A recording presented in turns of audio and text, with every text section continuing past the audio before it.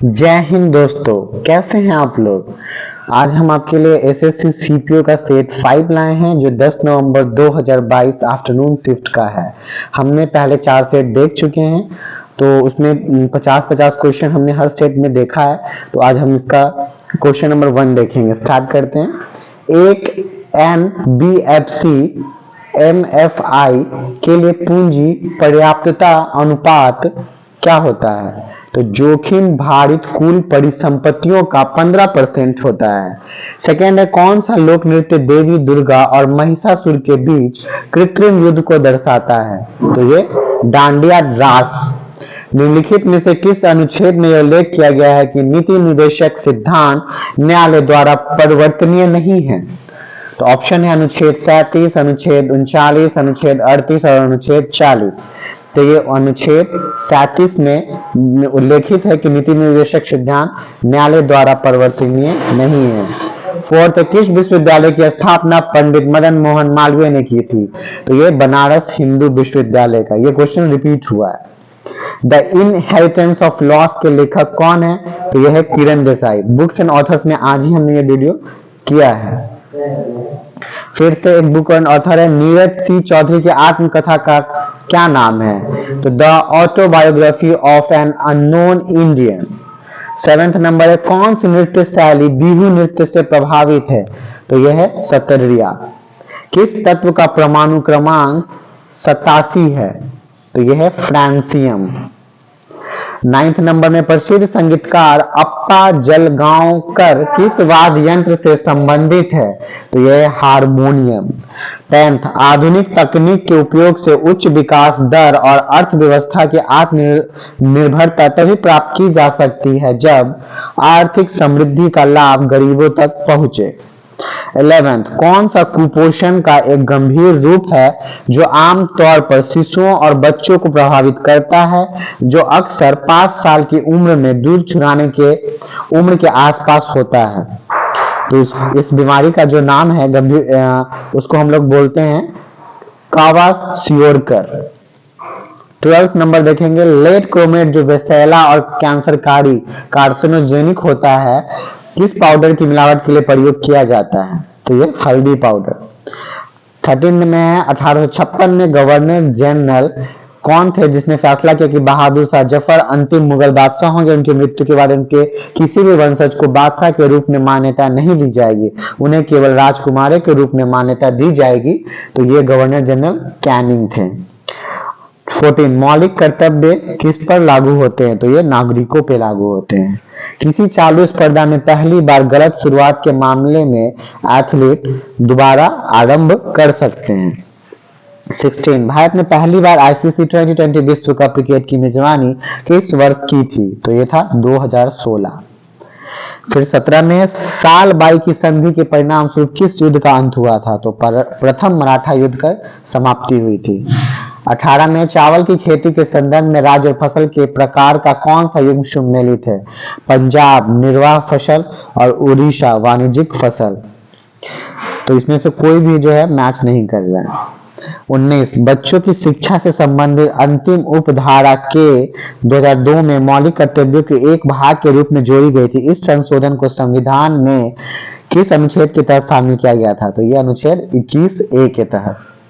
20, किसका नियम बताता है कि विद्युत परिपथ में किसी संधि पर संधि में प्रवाहित होने वाली धाराओं का योग संधि से निकलने वाली धाराओं के योग के बराबर होता है? तो ये नियम बताया था गुस्ताव रॉबर्ट किरचॉफ। नेक्स्ट है, टोक्यो 2020 और पारा ओलंपिक गेम के कांस्य पदक विजेता मनोज सरकार का संबंध किस खेल से है? तो इनका संबंध बैडमिंटन से है। हाइड्रोजन का रेडियो समस्थानिक क्या है? ट्राइटियम है, ट्राइटियम। 23, वैश्वीकरण के संदर्भ में निम्न में कौन सा कथन सही है? तो इसमें दोनों कथन सही है। इसमें आर्थिक, सामाजिक और भौगोलिक सीमाओं से परे नेटवर्क और गतिविधियों का निर्माण शामिल है। सेकंड है, आउटसोर्सिंग वैश्वीकरण प्रक्रिया के महत्वपूर्ण परिणामों में से एक है। 24वां number, the godfather of soul किसकी आत्मकथा है जो महान संगीतकारों में से एक थे? तो ये जेम्स ब्राउन की आत्मकथा है। 25, उष्ण कटिबंधीय सदाबहार वनों के संबंध में निम्नलिखित में से कौन सी विशेषता सही नहीं है? ये उष्ण और आर्द्र क्षेत्रों में पाए जाते हैं। इन वनों में वर्षा में लगभग 100 सेंटीमीटर वर्षा होती है। इन वनों में पेड़ों की ऊंचाई 60 मीटर से अधिक होती है। ये वन अच्छी तरह से स्तरीकृत होते हैं। इसमें पूछा कौन सी विशेषता सही नहीं है, तो इन वनों में वर्षा में लगभग 100 सेंटीमीटर वर्षा होती है, कथन गलत है। 26 निम्नलिखित में से क्या हड़प्पा वास्तुकला में एक दुर्ग के भाग नहीं थे? तो जनता के लिए आवासीय भवन। 27 प्रसिद्ध सितार वादक पंडित रविशंकर को भारत रत्न से किस वर्ष सम्मानित किया गया था? तो ये वर्ष 1999 में। राष्ट्रपति की परिलब्धियों तथा भत्ते और उनके कार्यकाल से संबंधित अन्य व्यय भारत के कहाँ प्रभावित किए जाते हैं? तो इस संचित निधि में प्रभावित किए जाते हैं। 29 है कौन सा कथन सही है? तो इसमें परमाणु त्रिज्या आवर्त सारणी में किसी आवर्त में आगे की ओर बढ़ते हुए घटती है और किसी समूह में नीचे की ओर जाते हुए बढ़ जाती है। यह कथन सही है। इसमें कौन सा तरल सोना और प्लैटिनम जैसे उत्कृष्ट धातुओं को घोल सकता है? तो इसको अम्लराज बोलते हैं, एक्वा रेजिया। 31 यौगिक के नाम और उसके सूत्र के निम्नलिखित में से कौन सा युग्म सही है? हाइड्रोजन क्लोराइड H2Cl, ये गलत है। हाइड्रोजन सल्फाइड HH2, तो क्या है ये? ना ये सही है ना तो एक और ना ही दो, दोनों ही गलत है, क्योंकि हाइड्रोजन सल्फाइड होता है H2S और हाइड्रोजन क्लोराइड होता है HCl। 32 तारीखें मुबारक शाही दिल्ली सल्तनत का फारसी भाषा का इतिहास है, इसके लेखक कौन थे? तो याहिया बिन अहमद सरहिंदी। 33 भारत के संविधान का कौन सा अनुच्छेद राष्ट्रपति को संसद के दोनों सदनों की संयुक्त बैठक बुलाने की शक्ति प्रदान करता है? तो यह अनुच्छेद 108 है। सिकंदर लोदी ने किस वर्ष आगरा की स्थापना की थी? तो यह 1504। नेक्स्ट क्वेश्चन है कि भारतीय राष्ट्रीय कृषि आयोग ने सामाजिक वानिकी की कितनी श्रेणियों में वर्गीकृत किया है? तो ये 3 श्रेणियों में। फिर नेक्स्ट 36 नंबर ऑस्ट्रेलिया और कनाडा जैसे स्वशासित उपनिवेशों के मॉडल पर ब्रिटिश साम्राज्य के भीतर स्वराज्य या स्वशासन के दावों को 1905 में कांग्रेस के मंच से किसने सामने रखा था? तो वे थे गोपाल कृष्ण गोखले। 37वां वे यौगिक जिनमें केवल दोहरे कार्बन बंध होते हैं वो कहलाते हैं डाइन। 38 भारतीय बांसुरी वादक हरिप्रसाद चौरसिया किस संगीत घराने से संबंधित है? तो यह है सैनिया।